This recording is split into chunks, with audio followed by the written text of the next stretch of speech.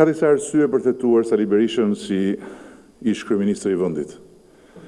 Kjo e thirrjes popullit për të armatosur është vetëm një arsye më shumë.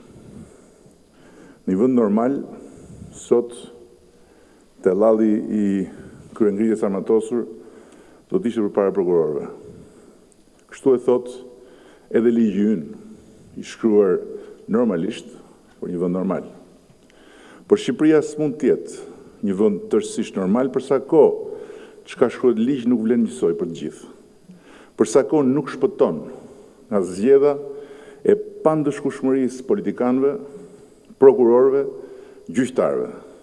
Shqipëria s'mund të bëhet vendi normal që meritojnë njerëz të zakonshëm të këtij vendi, për të cilët ligji lexohet ndryshe dhe zbatohet ndryshe nga që lexohet dhe zbatohet për ata që i bëjnë ligjet apo për ata që paguhen nga taksat e shqiptarëve për t'i trajtuar të gjithë si të barabartë.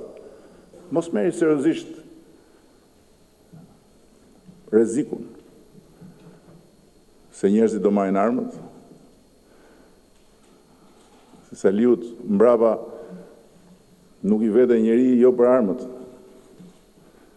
po as për t'i mbajtur xhaketën. Por shqetësoni, të jemi të gjithë shqetësuar për këtë rezistencë, që është rezistenca e kastës. Po mbyll duke ju siguruar që reforma do të kalojë. Ajo që mbetet për të parë është me çfarë çmimi.